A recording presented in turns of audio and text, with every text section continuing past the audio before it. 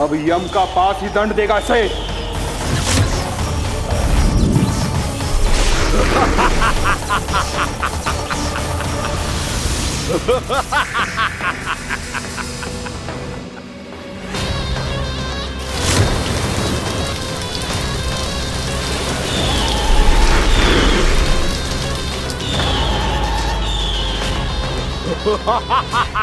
तूने जल की धार को भले ही काट दिया हो दुष्ट, पर हिम में धार नहीं होती।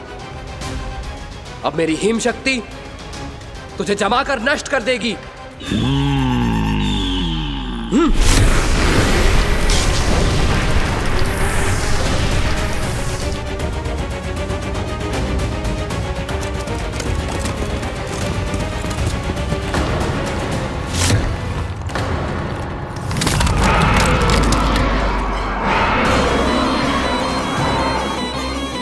चंद्र, वरुण, यम, अग्नि, इंद्र, तुम में से कोई भी इस योग्य नहीं है कि मुझे पराजित कर पाए और इस विष्णु अवतार की रक्षा कर पाए।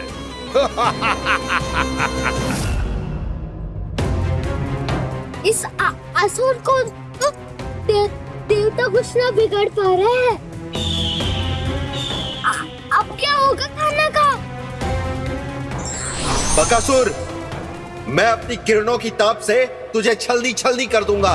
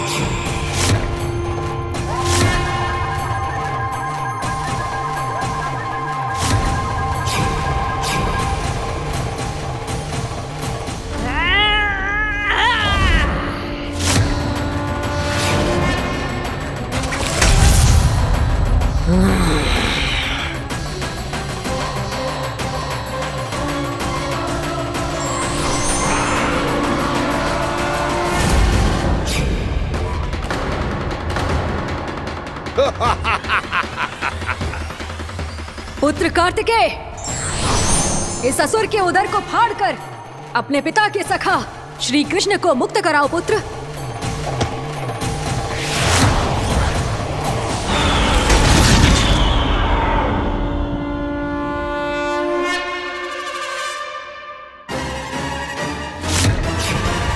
मैंने कहा था, तुम में से कोई भी मेरा बाल भी बांका नहीं कर पाएगा। तुम देवताओं का तो सामर्थ्य ही क्या, स्वयं देवों के देव महादेव भी मेरा कुछ नहीं बिगाड़ पाएंगे। कृष्ण को अपने उदर में ही पचा जाऊंगा मैं।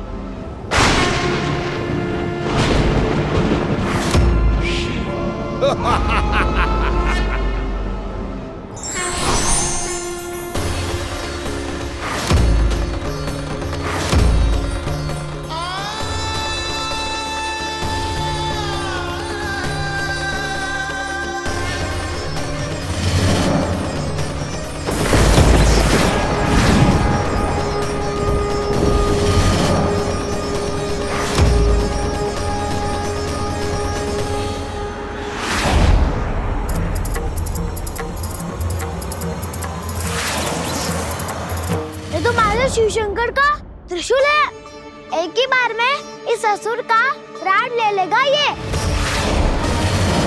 हाँ, महादेव का त्रिशूल।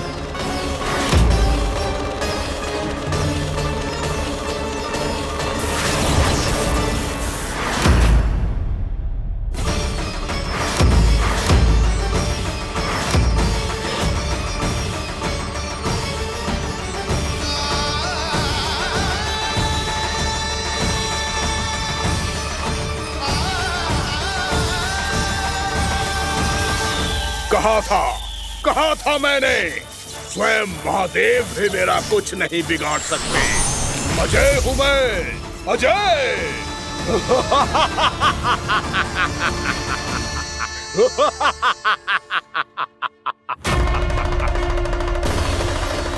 प्रभु, आपके त्रिशूल की महिमा तो अपरंपार है, तो फिर ये ठहर क्यों गया? आपने अपने त्रिशूल को वापस क्यों ले लिया महादेव? इस दुष्ट का संहार क्यों नहीं किया? क्योंकि इसकी मृत्यु मेरे हाथों नहीं, मेरे सखा नारायण के अवतार श्री कृष्ण के हाथों ही होगी, और यही विधि का विधान है। पर पिताजी, श्री कृष्ण तो इस असुर के उदर में फंसे हुए हैं, हम उन्हें मुक्त कैसे कराएंगे? ये उन्हें स्वयं ही मुक्त करेगा पुत्र। श्री कृष्ण अपने अपमान से क्रोधित नहीं होते, पर अपने भक्तों का अपमान वो क्षण भर भी सहन नहीं कर पाते। वकासुर यही भूल कर रहा है, हम सबका निरंतर अपमान करके वो उन्हें क्रोध दिला रहा है। वो ये नहीं जानता कि शीघ्र ही उन्हें अपने उदर में रख पाना उसके लिए असंभव हो जाएगा।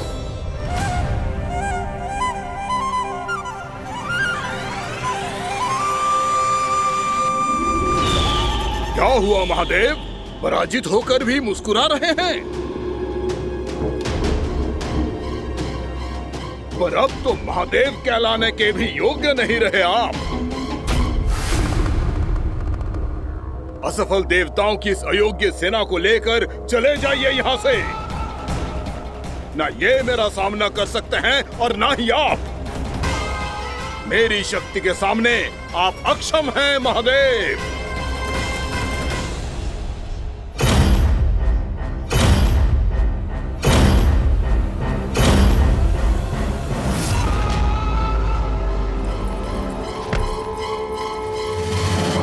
सुधा, जिस दुष्ट ने मेरे लल्ला को निगलो है ना, भीतर से जलेगो, छटपटाएगो, पीड़ा से कराएगो। जिस दुष्ट ने मेरे लल्ला को निगलो है ना, भीतर से जलेगो, छटपटाएगो, पीड़ा से कराएगो। ये क्या हो रहा है मुझे?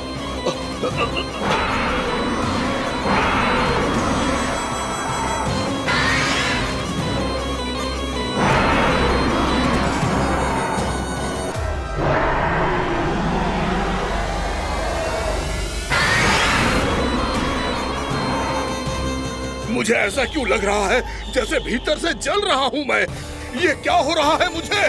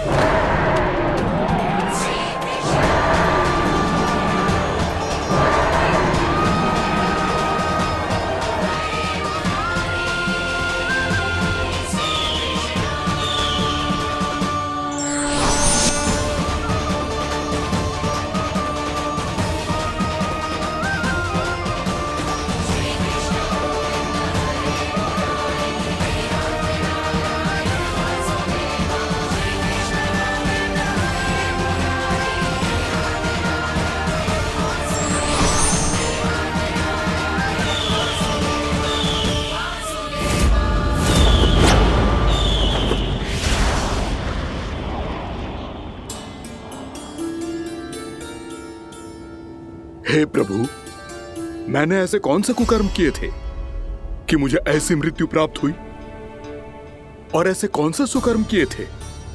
क्या आपके हाथों से मुझे मोक्ष प्राप्त हुआ है प्रभु?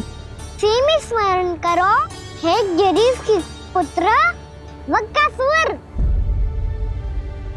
स्मरण करो, कैसे अपने पिता की तरह अभिमान से भरे हुए थे तुम। स्मरण करो, कैसे हमें पराजित करने के लिए पूरी सृष्टि को संकट में डाल दिया था तुमने, और हमें विवश होकर पराजय स्वीकार करनी पड़ी थी। स्मरण करो, कैसे तुमने देवराज इंद्र का छत्र चुरा लिया था। पर यह सब भी पर्याप्त नहीं था वक्कासुर। तुम्हारे पापों का घड़ा तब भरा था जब तुमने देवी गंगा के जल में साधना करते हुए जजाली मुनि की तपस्या में व्यवधान डाला था।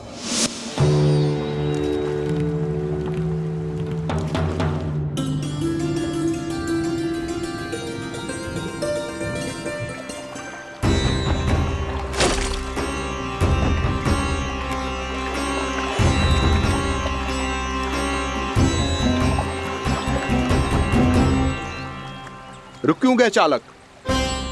नौका को आगे की ओर ले चलो। आगे बढ़ना उचित नहीं होगा महाराज।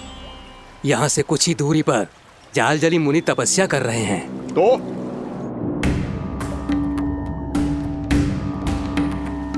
मेरे मत्स्य आखेट के क्षेत्र में इसने तपस्या करने की भूल की है। मेरे ही राज्य में मेरा कोई क्षेत्र मेरे लिए वर्जित हो, यह मुझे स्वीकार नहीं है। आपने पर्याप्त मत्स्य आखेट कर लिया है महाराज। यदि तुम इन मछलियों का आहार नहीं बनना चाहते हो, चुपचाप मेरी आज्ञा मानो। क्षमा, क्षमा महाराज।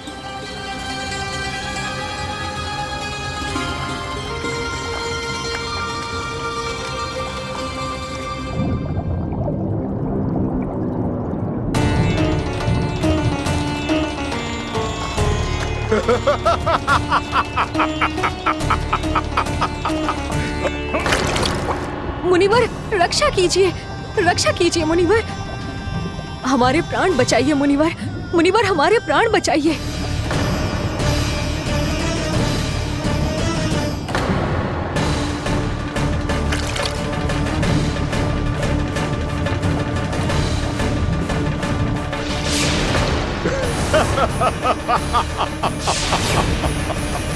ठहर जाओ असुरराज। इन मछलियों को हानि ना पहुंचाओ। क्यों मुनि? अब मछलियां पकड़ने के लिए मुझे तुमसे आज्ञा लेनी पड़ेगी। तुमने तपस्या करने से पहले किससे आज्ञा ली थी? मां गंगा से, इस जल में रहने वाली सभी मछलियों से। इस उपकार के बदले इन सभी मछलियों को रक्षा करने का वचन दिया था। इसीलिए असुरराज, मैं शांति से कह रहा हूं, इस स्थान को अशुद्ध ना करो। चुपचाप यहां से चले जाओ, नहीं तो इसका परिणाम अच्छा नहीं होगा।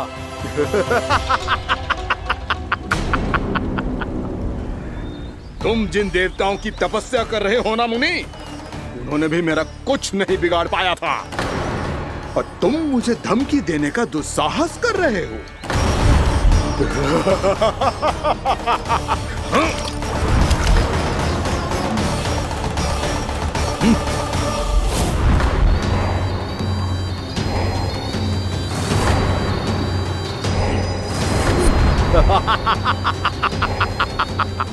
मूर्ख, विचारों से तो तू राक्षस है ही, और स्वभाव से उस बगुले की तरह है जो भूख ना होने पर भी उन निर्दोष मछलियों को आहार बनाता रहता है।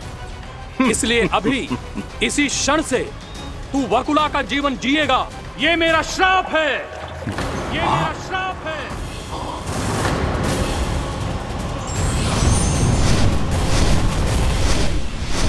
श्राप पाने के बाद तुम्हें आभास हुआ कि तुमने कितना बड़ा अपराध किया था, और तब तुम जजाली मुनि से क्षमा याचना करने लगे।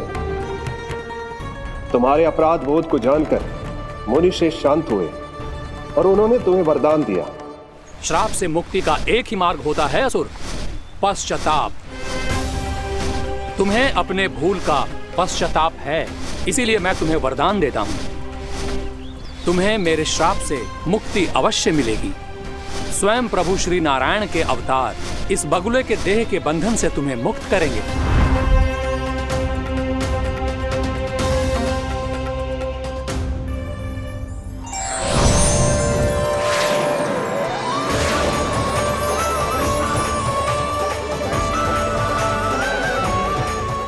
स्वीकार करें प्रभु।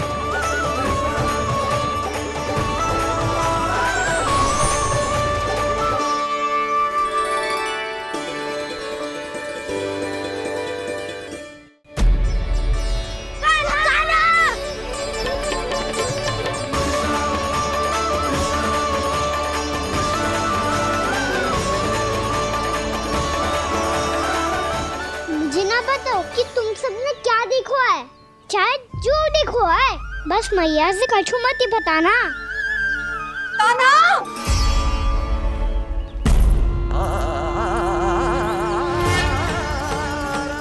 कान्हा! मेरा लल्ला!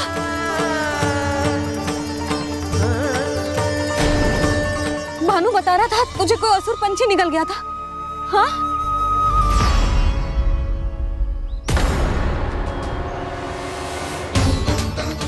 हे नारायण, ये क्या है?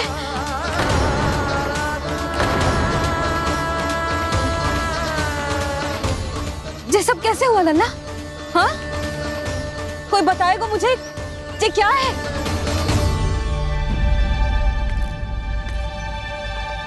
श्रीधामा, मधुमंगल, चिची को सब कुछ बता दो। ये असुर पक्षी मुझे निगलने वाला था रानी भाभी, तभी अंतिम क्षण में कान्हा ने आके मुझे बचा लियो। और ये असुर पक्षी ने कही कि यह है वृंदावन का राजकुमार, नंदराज का लल्ला। इसके होते कोई भी वृंदावन वासियों को हानि ना पहुंचा सकते। रानी भाभी, कान्हा ने अपने प्राणों की चिंता ना करी और इस क्रूर राक्षस से भिड़ गयो और इस राक्षस पक्षी ने इसे निगल लियो। इतना पर्याप्त है भोला काका, सब कुछ बताने की आवश्यकता नहीं है। ये सब देख के सारी बालक मंडली इतनी व्याकुल हो गई कि सबने अपने प्राण अर्पित कर दिए और इस असुर पक्षी से कहे कि हमें खा लो और हमारे सखा को छोड़ दो। इन बालकों का पराक्रम देख के सभी देवतागण यहाँ आ गए और उनके हृदय भी पिघल गए और उन्होंने इस राक्षस पक्षी से युद्ध करके इसे मार गिराया। देवताओं के राजा इंद्र के वज्र का प्रहार तो मैंने अपनी आंखों से देखा है ताई जी। और फिर उसके बाद अग्निदेव ने अग्निवस्त्र का प्रहार किया। जय ना काकी, वरुण देव, कार्तिकेय, यमदेव सबने मिलके युद्ध किया इस राक्षस से। कहा था अभी मत बोलना। अरे सब मिलके फंसा दोगे मुझे। जय माँ भद्रकाली, हमारे शिव शंकर भी आए थे छोटी माँ। जाओ आप भी। बाबा साईता, मुझे लगता है कि ये कान्हा भी इन्हीं देवताओं में से एक है। संभव तो है चीची। स्मरण है, पूतना और तृणावर्त के आक्रमण के समय भी ऐसा ही हुआ था। सभी राक्षस मारे गए थे, पर अपने कान्हा को एक खरोच तक न आई थी। हाँ जीजी, मुझे लगता था कि श्री नारायण की विशेष कृपा है हमारे कान्हा पे, पर अब तो देख के लग रहा है कि हमारा कान्हा ही स्वयं श्री नारायण है। या फिर उनका अवतार है ये। अरे बस करो तुम सब, ऐसा कछु ना है। अरे जितनी बात सुनी है उससे तो यही लग रहा है कि कान्हा देवताओं और असुरों की युद्ध के बीच में फंस गया था। उसका इस सब से कोई लेना देना ना है। तो फिर इसके तन पे एक भी खरोच क्यों ना आया नंदराज? हाँ,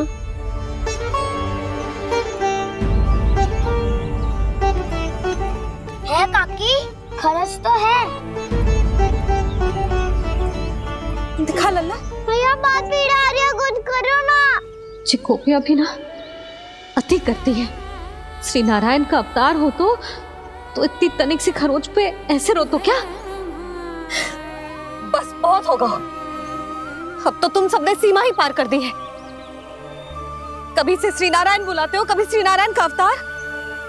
तनिक कछु हो ना जाता है कि तुम सब कहानियां बुनने लगती हो। जे बस साधारण सा बालक है, मेरा लल्ला है जे, इसे भगवान मत ही बनाओ।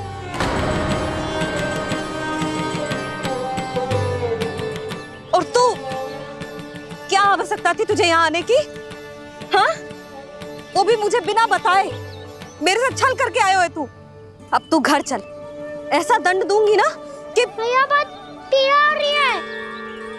मैया बहुत पीड़ा हो रही है मैया। हाँ नन्ना, तू घर चल, मैं तुझे औषधि लगा दूंगी। हल्दी का लेप लगाऊंगी ना, झट से ठीक हो जाएगा। चल चल।